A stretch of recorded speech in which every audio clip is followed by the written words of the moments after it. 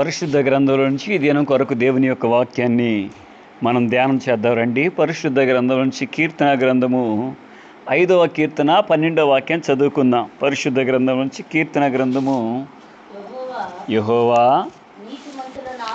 నీతిమంతులను ఆశీర్వదించువాడవు నీవే, కేడముతో కప్పినట్లు నీవు వారిని దయతో కప్పేదవు. చాలు. దేవుని యొక్క వాక్యాన్ని గనక మనం జాగ్రత్తగా గమనించినట్లయితే ఇక్కడ కీర్తనాకారుడు మాట్లాడుతున్న మాట ఏమన్నా అంటే, ప్రభువా నీవు దయతో వారిని ఏం చేసేదవు?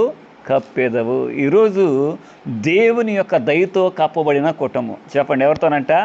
దేవుని యొక్క దయతో. ఈ రోజున అనేక కుటుంబాలు ఏమవుతున్నాయంటే కప్పబడుతున్నాయి. చీకటి ద్వారా, లేకపోతే సమస్యల ద్వారా, లేకపోతే ఇంకో దాని ద్వారా అనేక కుటుంబాలు కప్పబడుతున్నాయి. కానీ ఇక్కడ కీర్తనాకారుడు అంటున్నాడు, దేవుని యందు విశ్వాసం కలిగిన వారి కుటుంబాలంట దేవుని యొక్క దయతో కప్పబడాలంట. మన కుటుంబాలు ఈ దినం నీ కుటుంబం దేని ద్వారా కప్పబడాలి అంటే దేవుని యొక్క దయతో. చెప్పండి, దేనితోనంట? దేవుని యొక్క దయ. ఈ రోజున మనిషి ఇంట్లో అన్నీ ఉంటున్నాయి కానీ దేవుని యొక్క దయ మట్టికి లేదు. ఈ దేవుని యొక్క దయతో కప్పబడిన కుటుంబం ఎట్లా ఉంటుంది అంటే, ఆ కుటుంబంలో ఏముంటాయి అని మనం జాగ్రత్తగా గమనించినట్లయితే, దేవుని యొక్క దయ గనక నీ కుటుంబం మీద ఉంటే, దేవుని యొక్క దయలో దేవుడు దాచించిన ఆశీర్వాదాలు, దేవుని యొక్క దయలో మనం ఉన్నప్పుడు, దేవుని యొక్క దయతో మనం కప్పబడినప్పుడు, ఈ దినం దేవుని యొక్క దయతో నీ కుటుంబం కప్పబడును గాక. నీ యొక్క కుటుంబం కప్పబడినప్పుడు దేవుడు చేసే కార్యాలు గనక మనం జాగ్రత్తగా గమనించినట్లయితే, యోబు గ్రంథము 24-23 వాక్యం చదువుకుందాం. దేవుని యొక్క దయతో కప్పబడిన ఆయన వారికి అభయము దయచేయను గనక వారు ఆధారము నొందుదురు. దేవుని యొక్క వాక్యాన్ని గనక మనం జాగ్రత్తగా గమనించినట్లయితే యోబు భక్తుడు మాట్లాడుతున్న మాట ఏమంటే, దేవుని యొక్క దయతో కప్పబడిన కుటుంబం. యోబు గ్రంథము 24-23లో మాట్లాడుతున్న మాట ఏమన్నాడంటే, దేవుని యొక్క దయతో కప్పబడిన కుటుంబానికంట దేవుడు అభయం ఇస్తాడంట. దేవునికి స్తోత్రం కలుగును గాక. ఈ రోజున దేవుని యొక్క దయని కుటుంబం మీద ఉంటే దేవుడు మాట్లాడుతూ అంటాడు, ఇదిగో నేనున్నా నీ పక్షాన. ఎవరున్నారంట చెప్పండి? దేవుడు మన పక్షాన ఉన్నాడు. దేవుడు అభయం ఇచ్చేవాడుగా ఉంటున్నాడు. దేవుడు సహాయం చేసేవాడుగా ఉంటున్నాడు. నేను ఒక చిన్న వీడియోలో ఒక సన్నివేశాన్ని చూస్తూ వచ్చాను. ఏంటయ్యా అంటే, ఒక తల్లిదండ్రులు ఉన్నారంట. వాళ్ళు దూర ప్రాంతంలో ఉంటున్నప్పుడు తన కుమారుడిని తాతయ్య దగ్గర తీసుకెళ్తా ఉన్నాడంట. తండ్రి తీసుకెళ్ళి వదిలిపెట్టి వస్తా ఉన్నాడంట.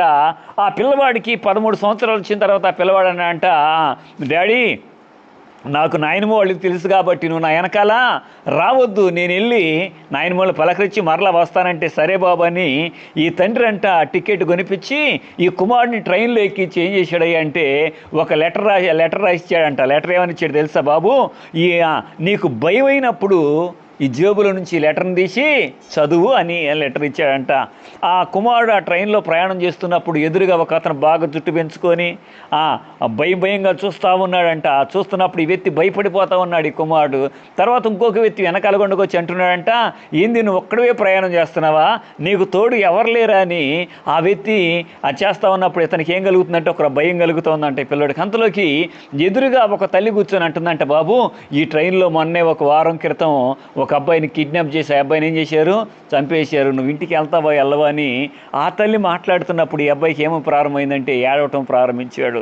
బాగా ఏడుస్తూ ఉన్నాడు. ఏడుస్తున్నప్పుడు తండ్రి చెప్పిన మాట గుర్తొచ్చిందంట. తండ్రి ఏం చెప్పాడంటే, బాబు నీకు ఎప్పుడన్నా భయం అయితే నేను ఇచ్చి నీ లెటర్ చదువు అని తీగానే ఆ లెటరు ఏమనుందంటే, నా ప్రియమైన కుమారుడా నువ్వు భయపడొద్దు, నేను వెనకాల కోచ్లోనే ఉన్నాను, నేను ట్రైన్ ఎక్కించే కానీ నేను నిన్ను విడిచిపెట్టలేదు, నీ వెనకాలే.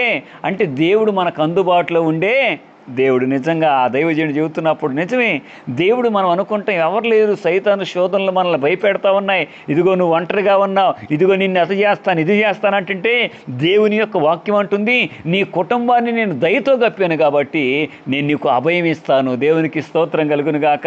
ఈ దినమంతా దేవుడు తన దయతో నీ కుటుంబాన్ని కప్పును గాక. దేవుని యొక్క దయ నీ కుటుంబం మీద ఉంటే ఏ కీడు నీ కుటుంబం మీదకు రాకోకుండా దేవుడు సహాయం చేసేవాడుగా ఉంటున్నాడు. దేవుని యొక్క వాక్యాన్ని గనక మనం జాగ్రత్తగా గమనించినట్లయితే మొట్టమొదట దేవుని యొక్క దయతో కప్పబడిన కుటుంబంలో ఏముంటుంది అంటే ఆయన అభయం ఇచ్చేవాడుగా ఉంటున్నాడు. చెప్పండి, ఏమిస్తాడంటే దేవుడు అభయం ఇచ్చేవాడుగా ఉంటున్నాడు. తర్వాత కనుక మనం జాగ్రత్తగా గమనించినట్లయితే మొదటి దినవృత్తాంతాల గ్రంథము 22:12 చదువుకుందాం. మొదటి దినవృత్తాంతాల గ్రంథము 22:12. నీ దేవుడైన యెహోవా ధర్మశాస్త్రమును నువ్వు అనుసరించినట్లుగా యెహోవా నీకు వివేకమును తెలివిని అనుగ్రహించి ఇశ్రాయేలు మీద నీకు అధికారం ఇస్తాడు. దేవునికి స్తోత్రం కలుగును గాక. నువ్వు దేవుని యొక్క దయతో కప్పబడినప్పుడు దేవుడు నీకు అభయం ఇస్తాడు. రెండోది, దేవుని యొక్క దయ నీ కుటుంబం మీద ఉంటే దేవుడు ఏం చేస్తాడయ్యా అంటే నీకు అధికారం ఇస్తాడు. చెప్పండి, ఏమిస్తాడంటే దేవుడు అధికారం ఇచ్చే దేవుడు అండి. ఈ రోజున ఎంతోమంది అనుకుంటున్నారు ఏ అధికారాలు కానీ అధికారుల మీద అధికారాన్ని దేవుడు నీకు ఇచ్చేవాడుగా ఉంటున్నాడు. దేవుని యొక్క వాక్యాన్ని కనుక మనం జాగ్రత్తగా గమనించినట్లయితే ఇక్కడ మాట్లాడుతున్న మాట నిజమే. దేవుని బిడ్డగా నువ్వు ఉన్నప్పుడు దేవుడు నీ జీవితంలో ఎటువంటి కార్యాలు చేస్తాడయ్యా అంటే, నిన్నటి దినమందు ఒక మంత్రి గారు ఆ పిఏ ఫోన్ చేసి, అయ్యా మంత్రి గారు మీతో టిఫిన్ చేస్తారంట, మీరు టిఫిన్ చేయడానికి రండి అన్నాడు. వాస్తవంగా మంత్రి గారితో మనం సరిదొకటానికి ఉందా? లేదు. కానీ నిజంగా వాళ్ళే పిలిచి, అయ్యా మీరు మంత్రి గారితో టిఫిన్ చేయాలి, రావాలి. దేవుని యొక్క వాక్యం మాట్లాడుతుంది. ప్రభు మాట్లాడుతున్న మాట, దేవుని యొక్క దయ నీ మీదుంటే, దేవుని యొక్క కృప నీ మీదుంటే, దేవుని యొక్క దయగలిగిన కుటుంబం, దేవుడు దయతో కప్పిన కుటుంబం ఎట్లా ఉంటుందంటే, మొట్టమొదట దానికి దేవుడు అభయం ఇచ్చే కుటుంబంగా ఉంటుంది. రెండోది, ఆ కుటుంబంలో ఏముంటుంది అంటే దేవుని యొక్క అధికారం ఉంటుంది. తర్వాత కనుక మనం జాగ్రత్తగా గమనించినట్లయితే కీర్తన గ్రంథము 146 కీర్తన 7వ వాక్యం చదువుకుందాం. 146 కీర్తన 7వ వాక్యం చదవండి.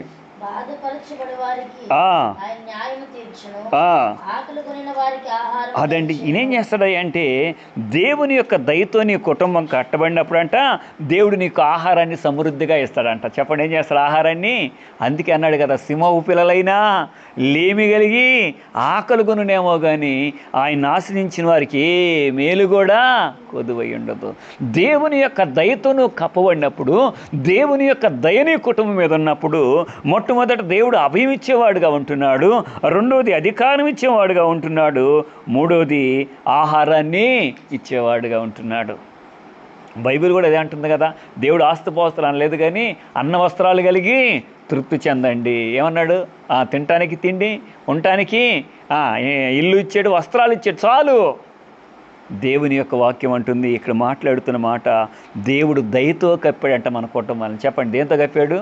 దయతో. నిజమే, చాలామంది ఇంట్లో చాలా ఉంటాయి. అదే చెబుతాం కదా, పుల్లారెడ్డి స్వీట్స్ ఆయన అంట, ఈ పుల్లారెడ్డి స్వీట్స్ అంటే మంచి ఫేమస్ అంట.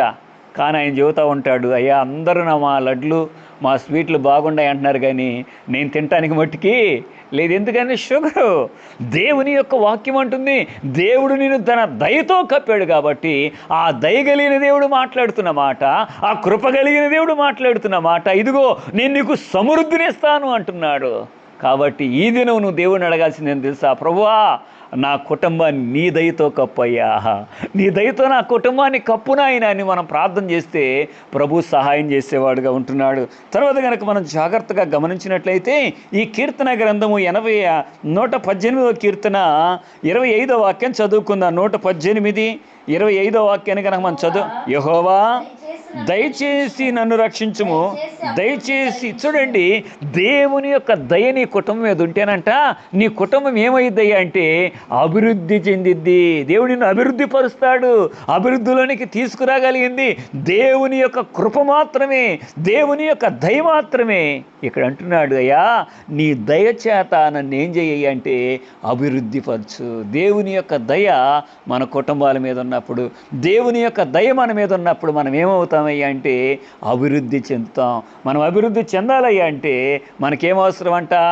దేవుని యొక్క దయ అవసరం. కాబట్టి ఇక్కడ మనం జాగ్రత్తగా గమనించినట్లయితే దేవుని యొక్క దయతో కప్పబడిన కుటుంబంలో ఏమేమి ఉంటాయి అంటే, ఒకటి దేవుని యొక్క అభయం ఉంటుంది, రెండోది దేవుని యొక్క అధికారం ఆ కుటుంబం మీద ఉంటుంది, మూడోది ఆహారము సమృద్ధిగా ఉంటుంది, నాలుగోది ఆ కుటుంబంలో ఏముంటుంది అంటే అభివృద్ధి ఉంటుంది. తర్వాత కనుక మనం జాగ్రత్తగా గమనించినట్లయితే ప్రసంగి గ్రంథము 5:20 వాక్యం చదువుకుందాం. ప్రసంగి గ్రంథము 5:20 వాక్యాన్ని కనుక చదువుకున్నట్లయితే అక్కడ ఒక మాట మాట్లాడుతున్నాడు. ఏమన్నాడు చూద్దాం. ప్రసంగి గ్రంథం, అట్టివానికి అట్టివాడికి దేవుడు ఏం చేస్తున్నాడంట, హృదయములో ఆనందాన్ని. దేవుని యొక్క దయ నీ కుటుంబం మీద ఉంటే దేవుడు నీకు ఆనందాన్ని ఎక్కడిస్తాడయ్యా అంటే హృదయంలో ఇస్తాడు. ఈ రోజున మనిషి పైకి నవ్వుతున్నాడు కానీ లోన బాధపడుతూ ఉన్నాడు. మనిషి పైకి సంతోషంగా కనపడుతున్నాడు కానీ హృదయంలో ఏముందంట, బాధ ఉంది. ఏంది నా కుటుంబం, ఏంది నా పరిస్థితి, ఏంది నా ఆర్థిక ఇబ్బందులు, ఏంది నాకు ఈ రోగాలు, లేకపోతే ఏంది నాకు ఈ సమస్యలని ఏం చేస్తూ ఉంటామయ్యా అంటే బాధపడిపోతూ ఉంటాం. దేవుని యొక్క వాక్యం అంటుంది చూడండి, ఇక్కడ మాట్లాడుతున్న మాట. నేను వార్తలు చూస్తున్నప్పుడు మన ఊరు పక్కన ఊరిలో ఒక తల్లిగారి కుమారుడిని ఆ కాలేజీలో చదువుతున్న పిల్లవాడిని స్నేహితులు చంపేసి ఊరేసారండి. ఆ తల్లి ఎంత రోజు పడుతుందో, ఆ తల్లి ఎంత ఏడుస్తూ ఉందో. ఇందాక నేను ఆ కుటుంబం దగ్గర వాళ్ళు నా చెబుతా ఉన్నారు, ఈ ఇంట్లోనే ఆ అబ్బాయి చనిపోయింది అన్నప్పుడు చాలా బాధ వేసింది. వాస్తవంగా చిన్న చిన్న గొడవలతో ఏం చేశారంటే స్నేహితులు అతను ఏం చేశారు, చంపి ఊరేసేసారు. అవంటుందయ్యా, నా కొడుకు 5 సంవత్సరాలప్పుడు నా భర్తను కోల్పోయాను, ఆ తర్వాత ఇప్పుడు నా బిడ్డను కూడా కోల్పోయిన 2 ఆడపిల్లలు దిక్కులేని వారుగా. దేవుని యొక్క వాక్యాన్ని కనుక మనం జాగ్రత్తగా గమనించినట్లయితే డబ్బు లేక కాదు, ఇంట్లో డబ్బులు ఉన్నాయి, అన్నీ ఉన్నాయి, కానీ ఇంట్లో ఏమి లేదు, ఒంట్లో హృదయంలో ఆనందం అనేది లేదు. ఈ ఆనందాన్ని ఎవరిచ్చేదయ్యా అంటే దేవుడిచ్చేది. కాబట్టి దేవుని యొక్క దయ మన కుటుంబాల మీద కప్పబడినప్పుడు అంట మన కుటుంబంలో ఏముంటుందయ్యా అంటే, మన ఒంటిలో ఏముంటుందయ్యా అంటే ఆనందాన్ని ఇచ్చేవాడుగా ఉంటున్నాడు. తర్వాత కనుక మనం జాగ్రత్తగా గమనించినట్లయితే దేవుని యొక్క దయతో కప్పబడిన కుటుంబంలో 6వ మాటగా ఏముంటుందయ్యా అంటే 2 కొరింథీయులకు రాసిన 2వ పత్రిక 1:3 వాక్యం చదువుకుందాం. కొరింథీయులకు రాసిన 2వ పత్రిక 1:3 వాక్యం చదువుకుందాం.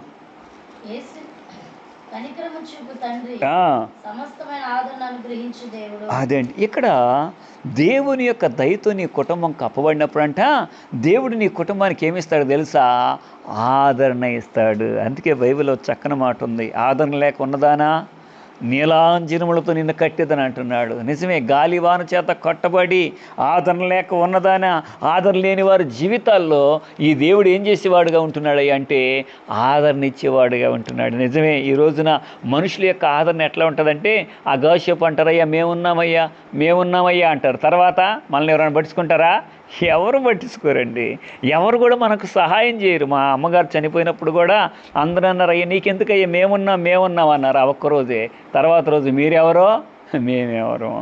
దేవుని యొక్క ఆదరణ వేరు. దేవుడు అంటున్నాడు, తల్లి చూపించలేని ప్రేమ కంటే నేను ఎక్కువగా ఒక తల్లన్న నిన్ను మర్చిపోయిద్దామో కానీ నేను మట్టికి నిన్ను మరువని అంటున్నాడు.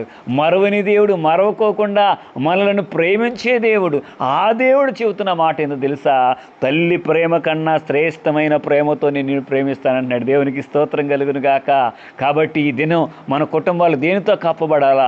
ఈరోజు నా ప్రశ్న, నీ కుటుంబం దేనితో కప్పబడింది? ఈ వాక్యం వింటున్నా ప్రియ సహోదరి సహోదరా, నీ కుటుంబాలు దేవుని యొక్క దయతో కప్పబడాలా?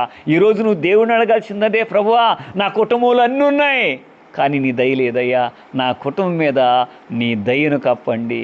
ఆ దయ మన కుటుంబాల మీద ఉంటేనంట, వాస్తవంగా దేవుని యొక్క దయ మన మీద ఉంటే, ఒక ఆయన కత్తి తీసుకొని వస్తున్నాడా ఎవరిని చంపటానికి?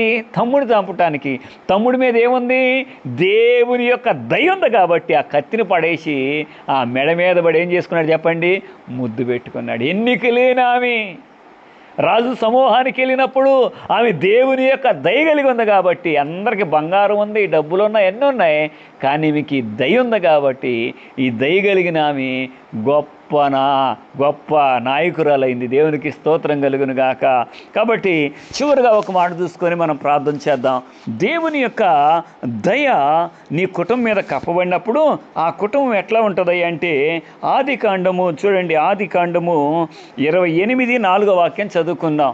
ఆదికాండము, ఆయన నీకు అనగా నీకును నీతో కూడిన సంతానమునకును అబ్రహాముకు అనుగ్రహించిన ఆశీర్వాదం చూడండి, దేవుని యొక్క దయతో కప్పబడిన కుటుంబంలోనంట ఏముంటుంది అంటే ఆశీర్వాదం ఉంటుంది. దేవుడు నిన్ను ఆశీర్వదిస్తాడు, దేవుడు నీకు సహాయం చేస్తాడు. దేవుని యొక్క ఆశీర్వాదం కోసం మనం ఏం చేయాలి అంటే ఎదురు చూడాలా. దేవుని యొక్క ఆశీర్వాదం కోసం మనం ఎదురు చూసినప్పుడు ప్రభు మన జీవితంలో గొప్ప కార్యాలు జరిగిస్తాడు. ఆశ్చర్యమైన కార్యాలు దేవుడు జరిగిస్తాడు. గొప్ప కార్యాలు దేవుడు జరిగిస్తాడు. దేవుడు నీ జీవితంలో నా జీవితంలో గొప్ప కార్యాలు జరిగించాలి అంటే మనం దేవుణ్ణి అడగాల్సింది ఏంటో తెలుసా? ప్రభువా, నీ దయతో నా కుటుంబాన్ని కప్పండి నాయన, నీ దయతో నా కుటుంబాన్ని కప్పండి. దేవుని యొక్క దయతో కప్పబడిన కుటుంబంలో ఉండే కొన్ని అనుభవాలు మనం చూసాం. ఈ రోజున నీ కుటుంబం కూడా దేవుని యొక్క దయతో కప్పబడితే ఉండేవి చెప్పండి. మొట్టమొదట ఆ దేవుని కుటుంబంతో కప్పబడిన ఆ దేవుని యొక్క దయతో కప్పబడిన కుటుంబంలో ఏముంటుందంటే ఆయన అభయం ఉంటుంది, ఆయన అధికారం ఉంటుంది, ఆహారం ఉంటుంది, అభివృద్ధి ఉంటుంది, ఆనందం ఉంటుంది, ఆదరణ ఉంటుంది, తర్వాత ఆశీర్వాదం ఉంటుంది. ఇవన్నీ నీకు కావాలయ్యా అంటే ఈ దినం నీ ప్రార్థన ఏమైనా తెలుసా? ప్రభువా, నీ యొక్క దయతో నా కుటుంబాన్ని కప్పండి అయ్యా. ఇంతకాలం నా కుటుంబాన్ని చీకటి శక్తులు కమ్మిని, ఇంకో సమస్యలు కమ్మిని, కానీ అవన్నిటిని తొలగించి నీ యొక్క దయతో నా కుటుంబాన్ని కప్పండి అని మనం ప్రార్థన చేద్దాం. దేవుడి కొద్ది మాటలు మన వెనుకల్లో దీవించునుగాక. ఆమేన్. ప్రార్థన చేసుకుందాం.